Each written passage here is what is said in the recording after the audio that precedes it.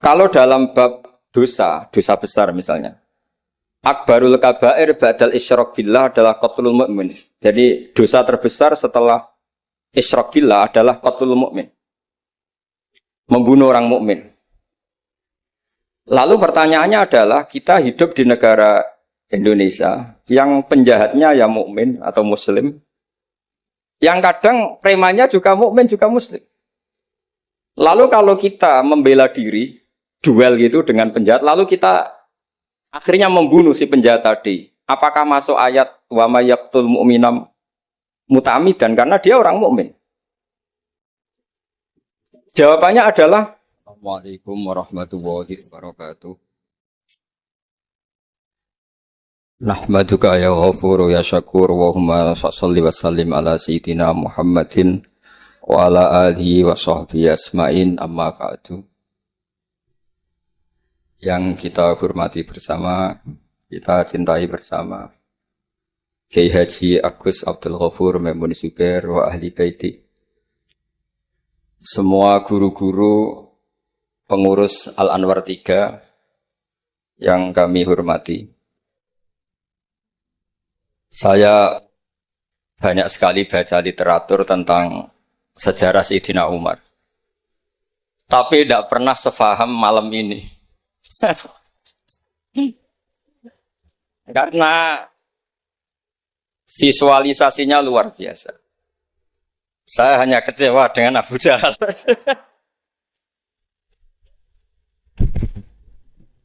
Nah, sopan tadi. Jadi itu yang agak salah. Kalau saya nelihat aktornya itu masa Abu Jahal sopan ngasihkan mic gitu. Jadi saya baru ini benar-benar memahami tentang Tarik Umar. Saya mohon sama Gus Yofur untuk menerjemah semua teks-teks Arab tadi yang jadi dialek dalam drama. Saya tidak tahu apa itu tadi pakai bahasa Fusha, apa Ami, apa Suki, tidak tahu. Yang jelas semuanya percaya diri.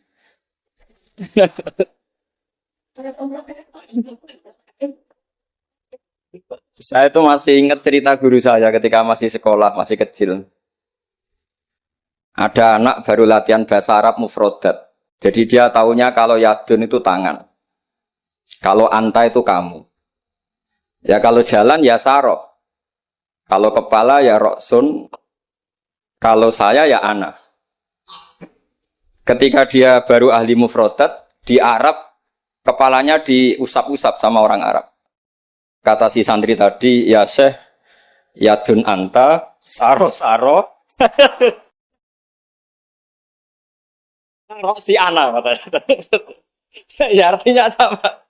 Jadi ya syekh, yaitu yadun anta berarti tangan Anda, saro-saro. Terusannya itu ala rosian pada kepala saya. Jadi dia belum bisa mengatakan misalnya yaduka ala rosi, tapi ya yadun anta, saro-saro, ala rosian. Nah semoga semua dialek tadi nggak termasuk kategori yang itu. Saya dulu sekolah kakak kelasnya Gus Yofur itu ya punya teman kalau dimarahi di kelas itu bilang, Gus tadi saya dimarahi di depan alladzina aja. Jadi apa maknanya alladzina katanya? Katanya di depan orang apa? Banyak. Karena setiap ngaji alladzina wong akeh. Jadi kalau dimarahi di depan publik berarti dimarahi di depan alladzina. Nah ini kapan? Saya tadi pamit sama Gus Yofur itu kapan-kapan bisa disewa enggak Gus? Bisa kan? Ini menurut saya masalah yang lumayan serius. Saya pernah didolani lah sama Habib Soleh Alatas dari Tegal. Ternyata kru dari TV7 atau kru dari Khazanah sering juga minta masukan dari beberapa narasumber untuk memberi penjelasan tentang tarikh sebenarnya, misalnya tentang Umar.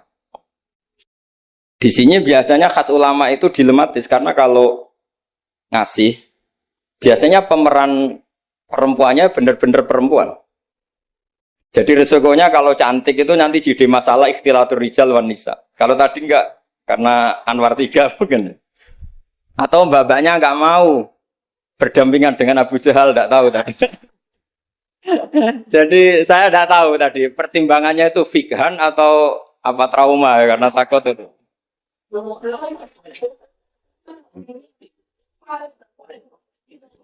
Para adik-adik santri yang saya cintai, saya bersyukur sekali karena saya biasanya nggak pernah mengacara mau itu hasanah ini mutor ya, karena yang merintahkan guru kita yaitu Kiai Haji Agus Abdul Ghafur. Begini, saya punya usul pada anak-anak.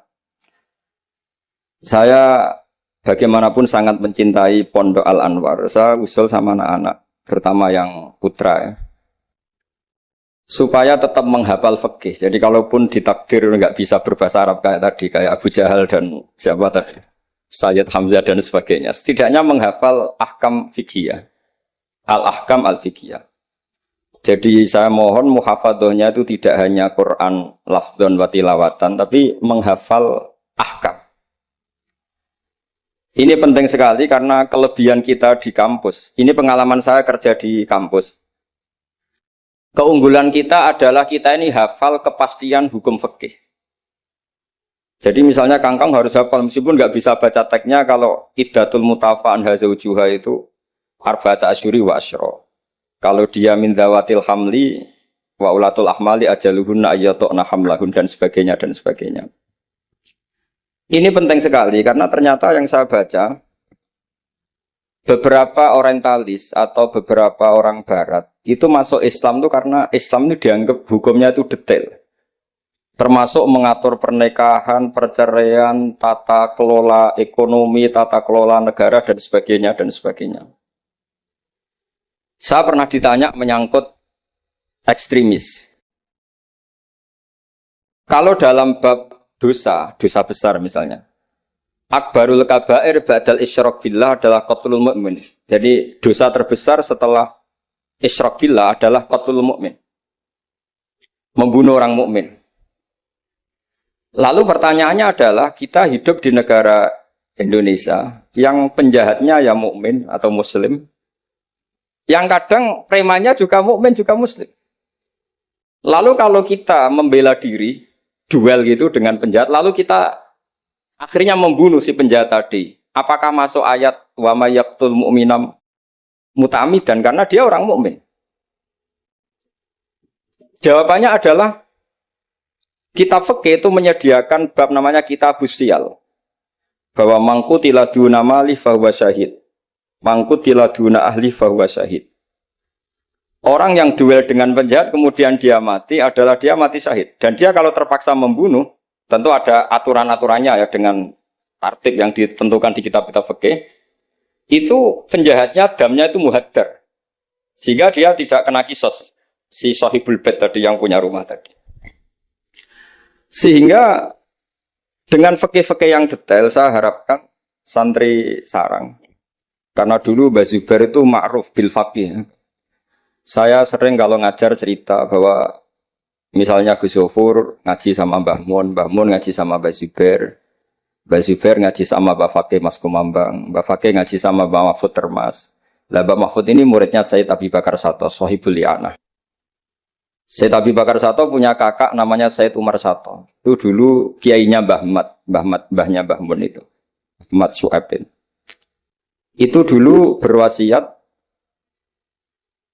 kalau ngojlok adiknya Sayyid Abi Bakar Sato yang punya kitab I'anah itu, serana gunane mulang kitab gede-gede, yang penting apal.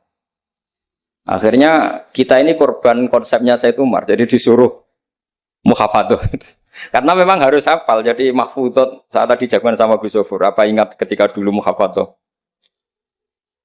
Karena kalau kita muhafadzahnya alfiyah itu gurunya bisa kita akali. Kalau kita pura-pura guru itu biasanya malu nyemak pakai kitab karena dikira nanti tidak hafal. Akhirnya murid-murid tahu, mesti kebut ya Gus, enggak mesti bingung.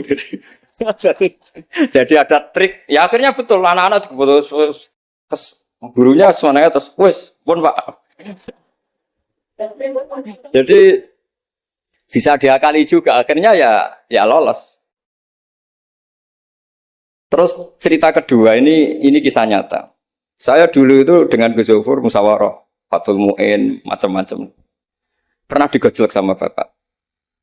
Aku masuk krungu kon alim fikih ambek Gus Zofur makili Anwar, tapi aku ora percaya kon iso jawab pertanyaan. Napa, Pak? Itu ada seorang imam lupa baca Fatihah, langsung baca Sabbihisma rabbikal a'la. Kemudian makmum bilang subhanallah. Karena si imam tadi hanya hafal tadi 3 juz tadi. Itu enggak pede. Ganti wadduha. Wadduha makmumnya masih bilang subhanallah. Akhirnya ganti surat yang dia pasti benar, yaitu ganti kulhu. Karena dia dikira kalau surat panjang itu salah. Akhirnya diganti kulhu masih subhanallah. Lalu makmum tahu ini enggak ada solusinya kecuali dijelaskan secara jelas. Orang maca Fatihah.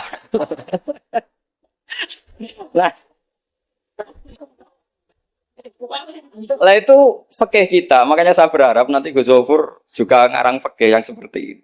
Apakah yang seperti itu membatalkan sholatnya makmum? Karena darurat. Hanya subhanallah nggak memahamkan. Dia mau tidak mau harus ngomong. Kalau masalahnya itu tidak baca Fatihah. Nah ini nanti supaya jadi fasul masalahnya Anwar 3 itu kalam ini termasuk membatalkan apa? Tidak.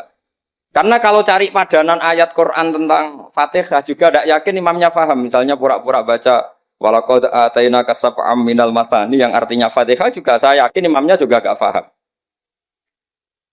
Jadi ini ada masail-masail fikih yang setelah ditanyakan memang fikih dulu itu tidak memuat.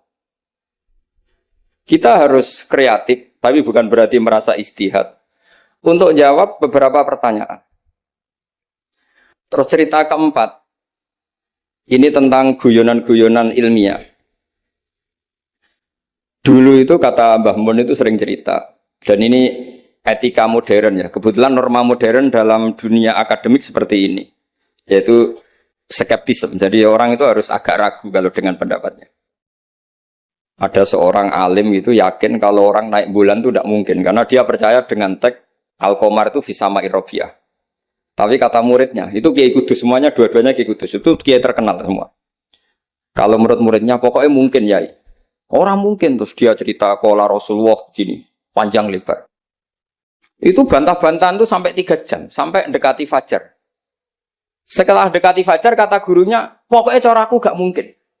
Terus muridnya bilang, alhamdulillah, ya pun bukan apa-apa. Gurunya janggal. Kenapa kamu sekarang taslim, padahal mulai tadi kamu terus bantah saya? Karena guru saya sudah bilang menurut saya. Itu haknya guru, kalau bilang menurut saya. Tadi Anda bilang, Pak Guru bilang kola Rasulullah. Itu Rasulullah itu milik kita semua. Jangan-jangan tafsir guru salah. Makanya saya bantah terus. Jadi itu unik. Tapi kalau sudah menurut saya, ya sudah itu menurut guru. Kalau tapi bilang kalau kola Rasulullah gini-gini, bisa saja guru salah dalam menafsirkan kola Rasul. Ini penting sekali dalam ulumul Quran. Saya yakin Gus Zofur lebih tahu. Misalnya begini. Saya sering kali digugat oleh para saintis. Pak Bahak, dalam proses embriologi itu tidak ada min alakir segumpal darah. Yang ada dalam embriologi itu, alak itu ya semacam zigot yang nempel di dinding rahim. Kemudian itu yang nanti jadi janin. Kalau segumpal darah ya orang keguguran. Nah, terus saya tanya, apa ada di Quran itu segumpal darah? Kata dia ada min alakin. Saya bilang, saya ini hafal Quran, tidak ada kata segumpal darah. Kalau min alakin ada kata saya. Terus, tapi kata kiai-kiai itu begitu apa? Ya tapi tetap Qurannya itu min alakin, bukan segumpal darah. Yang ada segumpal darah itu terjemahannya, bukan Qurannya kata saya. Ini penting saya utarakan. Nanti kalau terbukti secara sains bahwa nggak ada proses embriologi itu segumpal darah, itu yang salah bukan Qurannya, tapi kita yang mengartikan bahwa alagen itu segumpal darah. Sehingga kalau kamu mengartikan alagen segumpal darah, kamu harus bilang ini menurut saya, bukan menurut Allah dan Rasul. Nanti kalau kamu bilang segumpal darah menurut Allah dan Rasul, berarti kalau penelitiannya salah, yang salah Allah dan Rasul. Meskipun tentu sesuai ilmu balaghah bisa saja min alagen benar-benar maknanya segumpal darah, hanya untuk litahjin atau untuk litakbeh supaya manusia tidak sombong diceritakan dia diciptakan sejenis segumpal apa? Darah. Bukan harus materinya dari segumpal darah, tapi sejenis itu. Ya untuk supaya manusia tidak sombong. Bisa saja kalau secara balaghah demikian. Ini kembali ke Umar. Tadi saya ketika melihat drama Umar tuh, Sayyidina Umar itu berkali-kali punya pendapat. Karena beliau itu sering solid, sering akurat, sampai penggemar beliau mengintikan, Hada maro'a Allah wa ro'a Umar. Hada maro'a Allah wa ro'a Umar. Ini pendapat Allah dan pendapat Umar. Sampai Sayyidina Umar marah besar, la taqulu hada hukmu wa hukmu Umar, walakin qulu hada hukmu Umar. In kana shawaban fa min Allah wa in kana khata'an fa min Umar. Kamu jangan mengatakan kalau ini pendapat Allah, tapi katakan pendapat Umar. Jadi kalau benar ya min Allah, kalau salah dari apa? Umar. Tapi sekarang banyak beberapa organisasi ekstrim yang semuanya itu di atas namakan Allah. Mungkin Gus Zofur lebih tahu, lebih ngalami. Orang itu kalau benci seseorang yang kelas nasional, wah itu sudah dihujat, dimaki-maki. Kita yang menemani mereka itu juga dihujat. Wong fasik, wong keliru kok dikancani. Karena pikiran fikihnya adalah kita harus tafrik bainal haqqi wa bainal batil. Harus jelas ada demarkasi mana hak, mana apa? Batil. Itu fikih yang sementara kita pelajari. Sehingga mungkin orang enggak apa ya istilahnya akan menyalahkan lah. Saat kita bertemanan dengan orang yang macam-macam di Jakarta, apalagi orang liberal macam-macam. Tapi kalau sampean ngaji lagi di atas itu, misalnya belajar ilmu tasawuf, kita diajarkan, kalau kamu berteman sama orang dolim, ma tadri madza yuhtamu bih. Orang dolim itu kamu pun tidak tahu madza yuhtamu bih. Jangan-jangan dia yuhtamu bi husnil khotimah. Kamu juga nggak pernah tahu madza tuhtam. Apa kamu nanti tuhtam bi husnil khotimah apa suil khotimah. Sehingga orang-orang tasawuf itu melihat orang dolim ya tetap hormat. Karena tidak tahu nanti akibatnya jangan-jangan dia husnul khotimah, kita yang su'ul khotimah. Ini penting bagi anak-anak Anwar 3, murid-murid Gus Zofur, sehingga orang-orang alim itu harus kamu beri ruang, meskipun secara zahir berteman orang-orang yang macam-macam. Karena itu ada ilmunya. Kita tidak ngambil sikap itu ada ilmunya. Makanya di kitab Bidayatul Hidayah, beberapa kitab tasawuf diterangkan, kalau kamu melihat orang fasik, jangan-jangan yuhtamu bi husnil khotimah, kamu ndak. Kita ingat cerita Wahsy. Wahsy itu orang yang dilaknati Rasulullah karena qatilu Hamzah. Ketika Nabi aksara min la'nil kuffar, malah nazala qaulu ta'ala laisa laka minal amri apa? Syai'un aw yatuba alaihi. Dalam surat Ahzab ketika Allah mensifati orang munafik, itu masih ada kata wa yu'adzibal munafiqina insya'a. Masih ada kata aw yatuba alaihi. Kemungkinan orang munafik adalah Allah menyiksa mereka insya'a atau memberi tobat. Sehingga banyak ulama, terutama guru kita Syekhina Kiai Maimun Zubair, itu berteman orang macam-macam enggak masalah. Dan kadang-kadang banyak menimbulkan kekecewaan. Ini nanti enggak ada tafrik bainal haqqi wa bainal batil. Nah, saya akan menjelaskan di sini bahwa itu ada ilmunya. Ada ilmunya. Banyak orang sing la'anahu Rasulullah. Bahkan da'a alaihi Rasulullah kayak Wahsy, kayak Khalid bin Walid, kaifa yuflifu qaumun fa'alu bi'ihim hakadha. Zaman itu binabihim hakadha. Yaitu ketika Rasulullah perang Uhud itu syujja wajhu wa kusirat rubaiyatu wa udmiyat lisatu. Ketika Nabi babak belur wajahnya, kata beliau, kaifa yuflihu qaumun fa'alu binabihim hakadha. Tapi apa yang terjadi? Justru Khalid bin Walid itu masuk Islam. Wahsy qatilu Hamzah juga masuk. Sehingga saya meskipun punya sikap, tentu saya sebagai orang punya pilihan gaya hidup. Mungkin saya nggak akrab lah kalau sama misalnya Mas Nusron itu. Tapi kalau Gus Zofur akrab. Tapi saya menghormati, itu pasti ada ilmunya. Saya jaga jarak ya ada ilmunya. Gus Zofur berteman juga ada ilmu. Nah, ini yang saya harapkan dari Anwar 3. Mohon ilmu ini diperkuat. Karena basis terkuat peradaban adalah ilmu. Ilmu menyediakan segalanya. Saya masih ingat Gus Mek Peloso itu akrab sama bapak saya. Karena beliau senang semaan. Kebetulan pendiri semaan Jantiko itu bapak sama Gus Mek. Jamiyah anti koler dulu awalnya. Selama-lama digenti Mantap. Terus di era putra-putranya digenti Dzikrul Ghafilin. Itu kalau jagungan sama bapak itu, beliau bilang, intinya begini. Iya, nahi mungkar, kenal era gelem kok nahi mungkar. Oleh proses piye, oleh tarbiyah piye kenal era gelem. Meskipun tentu anak-anak tidak saya sarankan seperti Gusme, karena jadab Anda tidak mesti sukses kayak Gusme. Itu kan resiko. Karena untuk sukses itu butuh keramat, butuh macam-macam lah.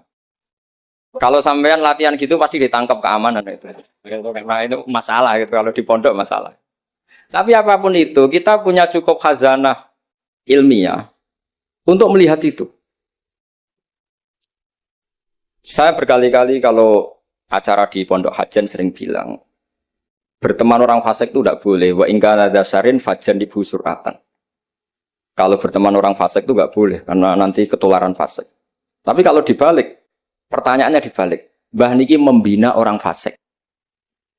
Dan di antara membina tentu prosesnya itu berkawan macam-macam. Kalau dibalik itu menjadi haram apa halal? Bukan dibahasakan berteman orang fasik, tapi membina orang fasik. Ini penting saya utarakan karena khazanah kita itu banyak. Saya berharap ulumul Quran di sini sampai yang seperti itu. Saya beberapa kali belajar kitab Hayatus Sahabah. Di situ ada satu aplikasi ahkam Al-Quran, baik yang fiqhud dakwah maupun fiqhul ahkam. Saya di situ yang paling saya kenang adalah cerita-cerita misalnya termasuk yang dikutip Habib Zain bin Sumit dalam kitab Al-Manhajus Sawi. Suatu saat ada ustadz, saking semangatnya nahi mungkar karena si Harun Rasid sering salah, didatangin. Kata si ustadz tadi, inni nasihun lak, famusyaddidun alika, fala tajidanna fi nafsika aliyya syai'an. Saya akan memberi nasihat Anda, tapi saya agak ekstrim, agak keras. Mohon kamu jangan tersinggung, Anda jangan tersinggung. Anda ya Amirul Mukminin jangan tersinggung. Tapi apa kata Amirul Mukminin Harun Ar-Rasyid? Uskut ya jahil. Kamu ustadz bodoh kata. Terus fa inna Allaha ta'ala qad arsala man huwa khairun minka ila man huwa syarrun minni. Ini saya terpaksa bahasa Arab karena tadi takut kalah sama Abu Jahal tadi. Jadi ini mohon sekali ini kompetisi. Jadi kalau Abu Jahal saja bisa bahasa Arab, masa saya kiai tidak bisa bahasa Arab. Jadi saya tadi itu ya kan di Abu Jahal saja bisa bahasa Arab. Fasih lagi tadi. Yang saya kecewa dia sopan ngasihkan mic tadi. Duduknya sudah benar gak sopan tadi. Sudah benar jadi memerankan Abu Jahal memang harus gak sopan. Tapi semoga berakhir nanti diteruskan jadi Abu Jahal repot. Nah ini kata Harun Ar-Rasyid. Inna Allaha ta'ala qad arsala man huwa khairum minka ila man huwa syarrun minni. Wa ma'a dzalika qala ta'ala faqula lahu qawlan layyinan la'allahu yatadzakkaru aw yakhsha. Tentu kita tahu Allah mengutus Musa dan Harun atau Musa saja yang populer. Musa itu man huwa khairun minka, tentu Musa itu lebih baik ketimbang Anda. Ila man huwa syarrun minni, tentu Fir'aun itu lebih buruk ketimbang saya. Itu saja masih ada aturan faqula lahu qawlan layyinan. Kamu harus ngomong yang halus. Kok kamu dakwai saya mau pakai kasar? Akhirnya si Fasakata tadi yang gurunya langsung yang ustadz tadi langsung diam dan ngakui kalau Harun Ar-Rasyid lebih alim ketimbang dia. Nah saya harapkan nanti ulumul Quran di setai 3 itu tidak sekedar mengenali mufrodat, tapi mengenali makna terjemah, juga makna yang bisa disimpulkan dari ayat-ayat Qur'aniyah. Sehingga nanti keyakinan saya ya, apapun berubahnya zaman, nanti Quran itu tetap bisa dibaca kalau cara maknani seperti itu. Tapi kalau Anda maknani mufrodat, resikonya adalah mufrodat yang disebut itu kadang sudah tidak ada. Yaitu tadi misalnya wal khayla wal biwala wal hamira litarukabuha wasina. Tentu sekarang kita naik Innova, kita naik mobil, bukan naik khayl, bukan naik biwala. Tapi kalau dimaknani secara tadi, pokoknya ada markup, ada tunggangan yang kita naiki, ada tunggangan. Dan kalau kita dapat nikmat tunggangan itu, kemudian kita syukur, litaslahu ala duhuri, ya yang penting sumatat guru ni'mata rabbikum. Ini penting saya aturkan karena saya berkali-kali berdebat juga.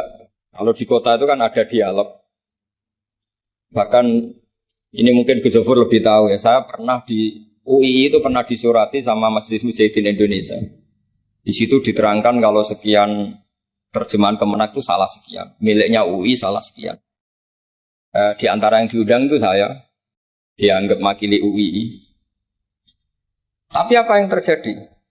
Mereka itu karena maknani itu pakai mufrodat, tidak mau pakai ilmu balaghah, tidak mau pakai analisis-analisis yang harusnya terjadi dalam ulumul Quran.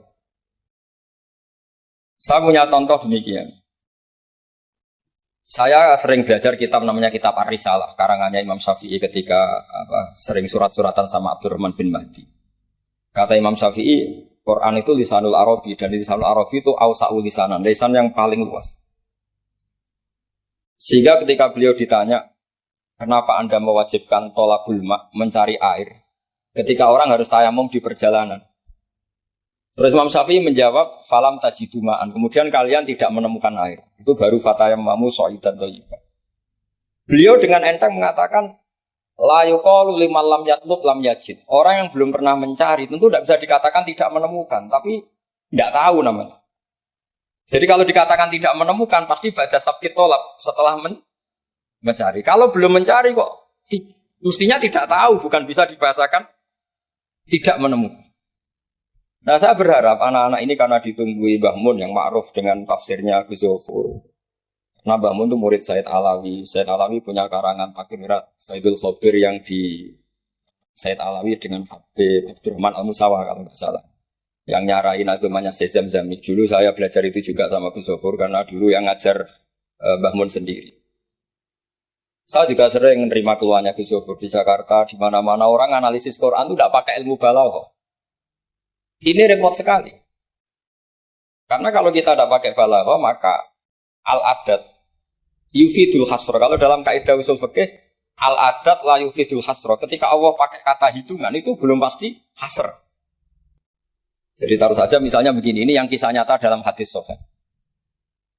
Ketika Rasulullah itu memintakan maaf sama orang munafik, terus kata Allah mengingatkan, in tastaghfir lahum sab'ina marratan fala yaghfirullahu lahum. Kata Nabi, jika 70 tidak bisa dimaafkan, wa sa'azidu ala sab'in. Ya sudah, saya tambahi lebih dari 70. Ternyata sama Allah didhawuhi, maksudnya tidak gitu. Kamu mintakan ampun untuk orang munafik maupun tidak, sama-sama tidak, saya ampuni. Sehingga terus ada kaidah, al-adat la yufidul hasra. Ini penting dalam ulumul hadis atau ulum usul fikih. Karena kalau nuruti adat, Nabi sering dawuh misalnya, man sholal barden dakhalal jannah. Orang yang sholat pada waktu dua dingin, yaitu subuh dan asar, dakhalal. Terus kamu mau tidak sholat zuhur misalnya, dan sebagainya, dan sebagainya. Nabi sering menyebut kebenaran, misalnya kebaikan adalah ini. Terus kamu tidak akan melakukan kebaikan yang lain, tentu tidak mungkin. Ini masalah-masalah yang menurut saya serius, semenjak ada banyak ormas-ormas yang sidik-sidik katanya kembali ke Quran dan apa? Hadis. Itu tapi kalau guyonannya orang-orang pesantren, ya kamu saja yang kembali. Karena keluar Anda terlalu jauh. Kalau kita tidak perlu kembali, wong sudah di dalam katanya. Yang keluyuran kemana-mana kan kamu. Kalau kita tidak pernah kemana-mana. Jadi ngapain kita yang kembali? Anda saja yang apa? Kembali. Jadi ini penting ya, penting sekali. Karena pengalaman saya di Jogja, pengalaman saya di Jakarta ketemu orang macam-macam itu, memang pernah ya di Jakarta pernah ada satu acara. Ya acara seperti ini. Itu yang datang seorang kiai yang ya biasa pakai sarung, ada yang pakai celana. Itu pas mulai pegang mic ada separuh hadirin keluar. Alasannya gampang. Belum enggak pakai sunnah Rasul. Karena kiainya enggak cingkrang. Itu sudah keluar separuh. Ketika saya ditanya, Pak, kenapa Anda masih mendengarkan mereka? Mereka tidak mengikuti sunnah Rasul, mereka tidak cingkrang. Kata saya gini, Rasulullah itu hafal Quran. Dan kebetulan saya hafal. Jadi saya sudah mengikuti sunnah Rasul. Jadi kalau Anda ingin sunnah Rasul kayak saya harus hafal Quran. Kalau motong celana itu gampang. Kalau motong celana itu gampang. Itu kan murah sekali dan mudah. Itu mikir dia. Ternyata mereka bilang sunnah Rasul itu hanya jenggot, cingkrang, wayoh bila ada tambahnya itu. Itu Nah ini saya tantang anak-anak Anwar 3 supaya ngikuti sunnah Rasul yang keren, yang tantangannya berat, yaitu hafal berapa Gus tadi 3 juz itu. Itu saya tuh sering protes sama anak-anak. Itu nanti kalau ketemu malaikat Jibril, Anda dianggap mengikhtisar Quran. Masa Quran 30 juz jadi 3 juz. Itu kan kayak kitab Mukhtasar Jiddan dari kitab besar terus diringkes. Saya tidak bisa membayangkan kalau Anda nanti ditanya malaikat Jibril, kenapa Quran satu turunkan 30 juz jadi 3 juz.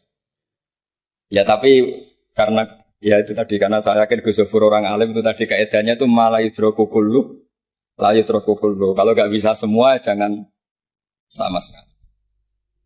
Ini sekedar pengalaman untuk anak-anak. Kalau di pondok Quran itu sampai deres kulhu itu buatan berani. Karena dikira kayak sudah sampai 30 juz.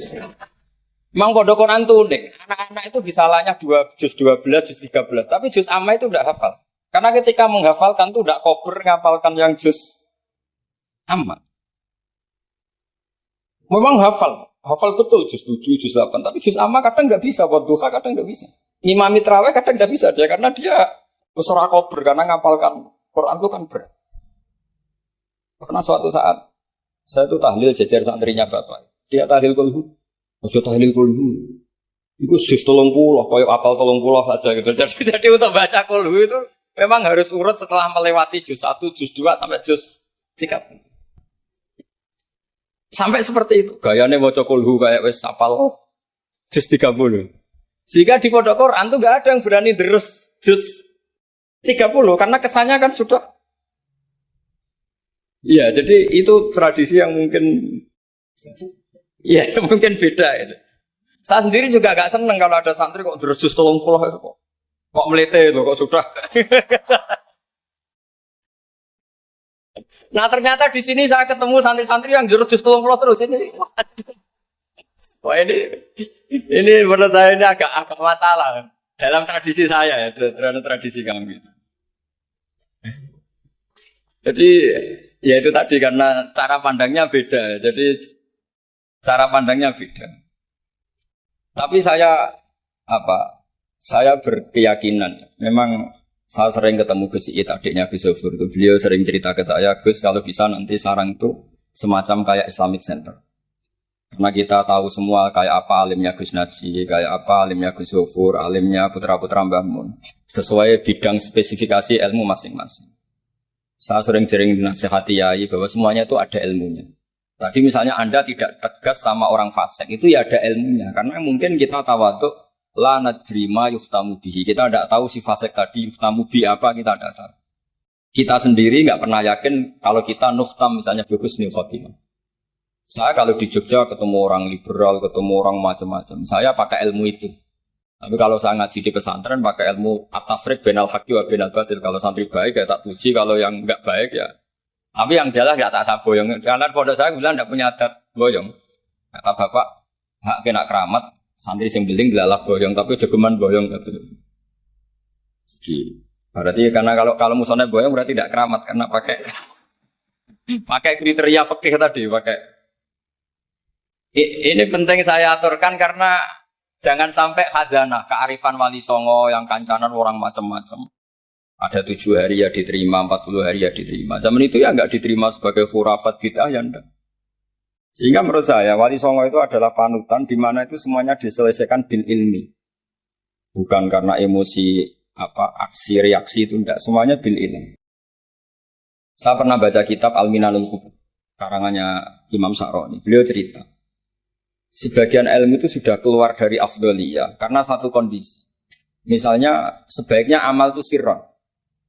Tapi kenapa guru-guru kita Mbah Mun sendiri sering pengajian besar, Gus Zofur, banyak lah yang mau acara besar. Saya sampai sekarang nggak pernah punya acara besar. Wiling-wilingan saya yang pengagum sirron gitu. Tapi ternyata di kitab-kitab kita, kata Abdul Hasan Asadili mengatakan a'linu bito atiku kama yatadzaharu ghairukum bil ma'asi. Maksiat di Jakarta di mana-mana begitu ekstrim, dangdut begitu terbuka, diiklankan besar-besaran. Tapi kalau pengajian nggak besar-besar, dulu itu pengajian itu nggak ada yang besar karena mahal. Dulu orang soleh itu ciri utamanya adalah khifatul ma'unah, biayanya sedikit. Sekarang Karena mereka besar-besaran menyebarkan maksiat, kita akhirnya kata Abdul Hasan Asyadzili, kamu kalau taat harus iklan, a'linu bi taatikum. Kalau taat harus dipertontonkan. Sehingga seneng saya misalnya tadi dipertontonkan anak-anak ahli bahasa Arab sampai Abu Jahalnya saja bisa. Wah, itu kan satu prestasi yang luar biasa. Kalau Abu Jahalnya saja alim, apalagi yang tidak Abu Jahal. Apalagi Abu Jahalnya tadi sopan. Wah, itu bagus sekali itu. Itu pasti Abu Jahal kecewa itu diperankan orang yang sopan. Itu udah gue banget katanya. Itu pasti kecewa. Abu Jahal itu pasti kecewa. Jadi ini penting ya, karena kita punya guru yang al-mutabakhir. Seperti Mbah Mun, seperti Gus Zofur. Jadi kita harus baca kitab itu banyak. Oke, ada haram yang kita tegas. Ada halal yang kita tegas. Misalnya al-halalu bayyinun wal haramu bayyinun.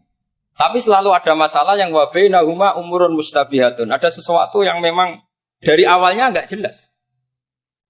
Kalau sesuatu itu enggak jelas, kita harus bersikap enggak jelas. Jangan sesuatunya enggak jelas, kita sikapnya jelas. Ini penting kolaborakan karena sekarang tuh orang banyak yang ekstrim dengan dalih ilmu. Kadang dengan dalih qala Allah Ta'ala, qala Rasulullah. Itu pesannya Sayyidina Umar. Kalau bisa jangan. Karena makna yang tasreh, makna yang eksplisit, makna yang sorry seperti itu, jangan-jangan subjektivitas Anda. Seperti tadi si Ustadz tadi, ketika dia tegas, dia seakan-akan bawa mandat Tuhan, kalau saya harus kulil haqqa walau kana murron, misalnya seperti itu. Tapi setelah diingatkan Harun ar-Rasyid, bahwa Musa yang termasuk Afdalul Khalqi tentu, termasuk orang-orang pilihan, ternyata masih disuruh sopan hanya kepada siapa? Fir'aun, yang jelas toh. Ini pelajaran bagi kita, makanya saya ketika datang di acara Mbak Najwa itu, mungkin yang saya agak beda, itu kalau Pak Quraisy Shihab kata Mbak Najwa itu kan kalau cerita nulis buku katanya kami, karena takut kalau bilang saya tidak mewakili guru-gurunya, tidak mewakili ulama-ulama dulu. Tapi kalau anak-anak Anwar 3, tidak harus seperti itu, boleh tidak apa-apa kata saya. Jagani nak salah itu, sing salah sampai antok. Itu kalau musonep ngarang kitab bilang kami, itu Gus Zofur ke bawah nanti. Jadi saya itu dalam konteks itu udah sependapat. Karena resikonya tinggi sekali. Misalnya ngarang bahasa Arab bilang kami jebule tadi yadun anta, saro-saro ala rosi anak gitu kan. Itu fatal sekali. Terus ini yang terakhir karena saya tabarruk sama para sahabat. Ketika tahun kedua, tadi Gus Zofur menyinggung perang Badar. Ketika tahun kedua, itu baru kedua dari Hijriah. Itu para sahabat itu sudah banyak yang hafal Quran. Dan faham, padahal baru tahun kedua. Yaitu yang bawa itu Mus'ab bin Umair. Itu ketika Rasulullah mau perang Badar dan istasyarah, meminta musyawarah